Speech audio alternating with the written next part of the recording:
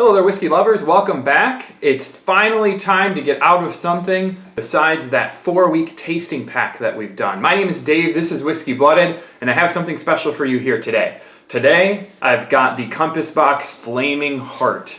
So this is a limited release. This is the 2015 release.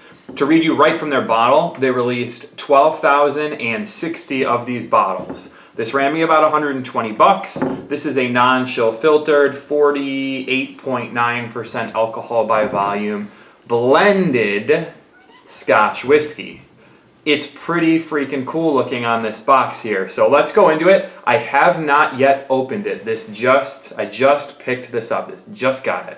So guys, we're gonna go through our normal format. We're gonna talk about it. We're gonna look at the color. We're gonna nose it, taste it. I'm gonna score out of 100, and with the disclosure that I am just getting into the whole, well, not just, but now I'm about 5, maybe 6 reviews into my foray into Scotch. So this is coming from a more amateur, novice Scotch drinker, and I think that will be pretty cool for you guys that are thinking about maybe switching from a little bit from bourbon to Scotch or just varying things up. I still like bourbon. I love bourbon. I'll be doing a lot more bourbon videos. It's just easier to do some of these Scotches because I don't have to pick up stuff I already have. So here, I'll actually bring this closer. Here's the box, guys. So it's literally got a flaming heart on the front, if you can see that. There you go. You can kind of see that. It's a very dark box, so even trying to get some light on it, it's hard to do. So it's this black colored, large. It's got a on the inside. It's got a little ring around the bottom so the bottle doesn't shake around. So it's well put together. This is from Compass Box, and it's like I said, a blended Scotch whiskey. So I'm going to read you the bottle on this one. I've been doing that a little bit more in the labeling, and then I actually have my tablet out so we can go through something on their website, which is also interesting to look at, and I'm going to link some of this later. So this Flaming Heart blended Scotch whiskey. So let me read this to you. A limited release of 12,060 bottles, bottled July of 2015. For this, our 15th anniversary edition of Flaming Heart, we once again combine the rich, bold spiciness of malt whiskey aged in heavy toasted French oak barrels with the smoke of heavy peated malt whiskey to create something truly unique in the world of Scotch. It's this interplay between spice and smoke that we feel makes Flaming Heart such an appropriate name for this whiskey. It's a huge, layered, long-lasting mouthful of whiskey to enjoy late into the night. Bold, rich, sweet, with a wisp of bonfire smoke. In a word, decadent. For full sourcing information and tasting notes, please visit compassboxwhiskey.com/flamingheart. So that's what we're going to do here on the tablet, and I've already pulled this up in advance. So let me go further into their website and we can go through the tasting notes. I like to do this before I try a brand new bottle. Like I said, I've never drank this one before. Let me take it out too so you guys can see it. I've never drank this one before, so I want to go through this as a brand new experience with you guys. And hopefully you can see all those okay. Yeah, it looks like you can. So the bottle itself, same thing, same saying from the back of here. And I'm guessing they're doing that in case, I've been seeing, if you can ever get these extra little things or the packaging they came in, always get those because they, if you're collected all, they kind of like add value or add some stigmatism to it, but, some authenticity to it. So, always try to get these, but I'm guessing they put the same description on the back of the bottle here, which you may be able to see here, because not everyone releases these. Not all liquor stores sell them in those, which I don't think is fair, but whatever. So let me read you from their website. And they go through the same story, the same thing that we just went through, but then they've got the tasting notes. So this is the flavor description, a unique interplay between spice, sweet, and smoke characteristics, sweet fruits and wood smoke on the nose, fat and full-bodied on the palate with a spicy sweetness and a brooding complexity that is rich, sweet, and addictively decadent. Recommendations. So how do you drink this? This is a whiskey for late nights, for after dinner, for camping under the stars.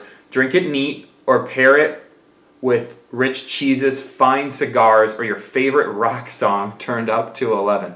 That's funny because flaming heart and this kind of emblem is more of like a rock kind of theme. But you know, I would say that pairing it with fine cheeses, I would stick more towards the cigars and the just sitting around and just enjoying some Scotch whiskey with your friends based on what I've read already. It's not chill filtered, 48.9% natural coloring. And the next part it goes through, and this is what I'm going to hope to link in the description below, so you guys can look here for this. I don't know if you can see it, but this is what you probably can't. This is what I'm looking at. Yeah, you can actually see that. So this chart here, you might not be able to read it, and I'll read it to you. This chart here describes the blends that go into this. So there's no hiding what these blends are, and I really like that. And they even give the percentages. So let me go through that with you. So the first is a malt whiskey from Kalila. It's 27% of the total liquid volume, 27.1% of the total liquid volume, and it's in an oak barrel. The second is, now my tablet won't stay, there we go. The second is 24.1% of this is malt whiskey from Kylenish. The third one is 10.3% of a Highland malt. And that one's got a star next to it. It's a marriage of malt whiskeys produced at, it's three mixtures of Highland malts. Okay, so it's a Kylenish, I don't know how to say these other ones, Tianic, and Dailauni. I think that's how you say it. I've never had any of those bottles of Scotch. And the last part, so that third barrel, that Highland malt, is actually already a blend. So you've got one from Kalila, you've got the Kylenish, you've got the blend of Highland malt, which only represents 10% of total volume, and then the final, the highest percentage, is 38.5% of another malt whiskey from Kalila. So we've got a lot of different Kalilas in here. I believe I remember hearing that one of these may be sourced up to 30 years. But let me go through one final thing, and we're already at 7 minutes. This is going to be a long video, guys. Let me go through one final thing here with this one. It gives a description of each of them. So I'm not going to go through everything again, but I'm going to go through the 27%, herbal, elegant, supple smoke. The 24%, ethereal, floral, waxy. The 10%, rich, toasty, spicy. And the 38%, clean, smoky, nutty, oily. So we've got a lot of the smoke. We've got two of those labeled with smoke, all of them labeled with a little bit of the herbal and floral and toasty things. So that would be interesting. So let me put the tablet away and just go jump back into our video. I am opening this bottle for the first time, guys. Let's enjoy some good whiskey tonight, hopefully.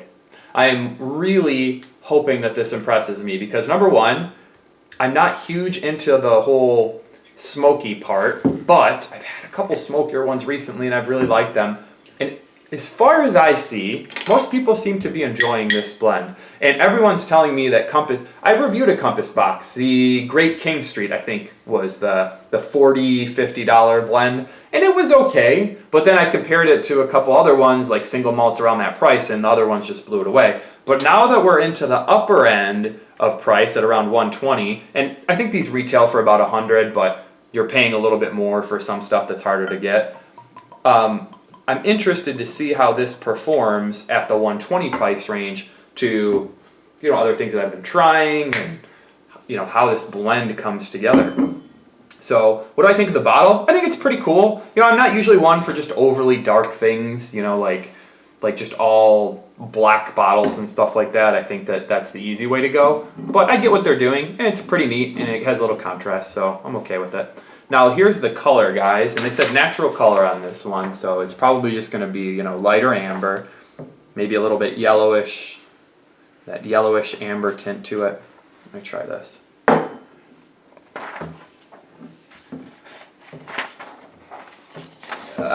My light, as you can tell, is over here. There we go. So there's your color. It's, darker yellow, maybe bordering amber. Now let's go through the nose. I'm expecting a lot on this nose. And boy, do you get it.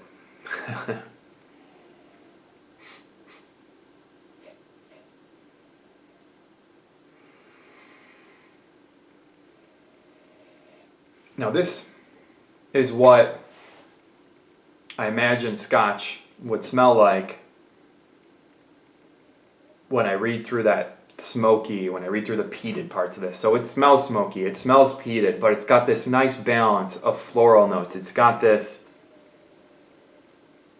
lingering light apple, floral.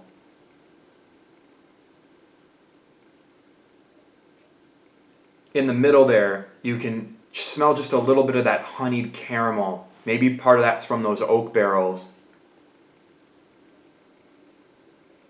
But the smoke is there the whole time. The peated smell is there the whole time, balanced in nicely. Maybe a little bit of mint, maybe a little bit of tobacco smell.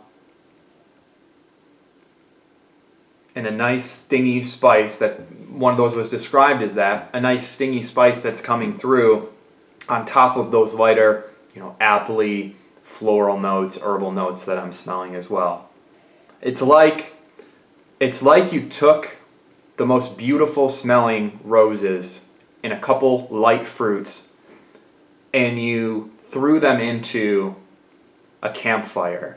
But that campfire was perfectly lit to set off the smells of all of those together. It's not like it's just barreled in smoke. It's nicely balanced in there. So guys, cheers to the Compass Box Flaming Heart, 2015 edition.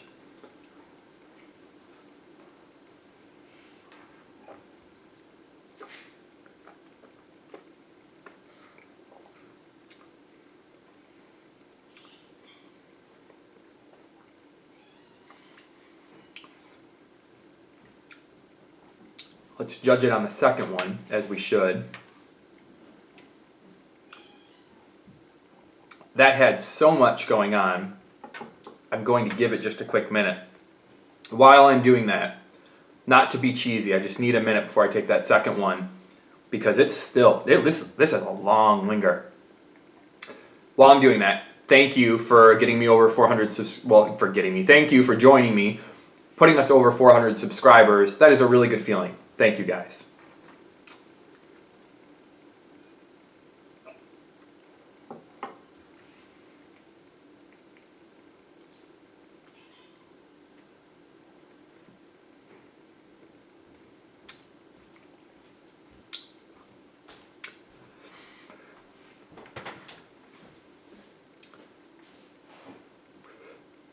This one, I'm breathing it in because the finish is so long. I'm trying to open it up. This is so awesomely complex. Now, this is appealing towards more of my smoky side because when you take it in, there is a good rush of smoke and then those dark, nutty, grainy, like coffee taste to it.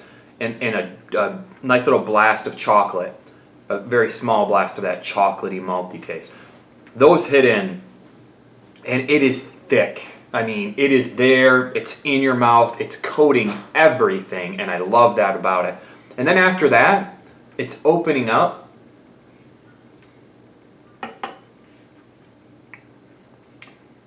And as it opens up, yes, I'm tasting those things they mentioned before. I am tasting that lighter apple pear taste that I've, at least for me and my palate, I've noticed on a couple of these scotches, that lighter apple pear taste. The peat and the smoke continues to move around, and I think it's because that thick feel in your mouth, it's sort of coated in there. It's not going away.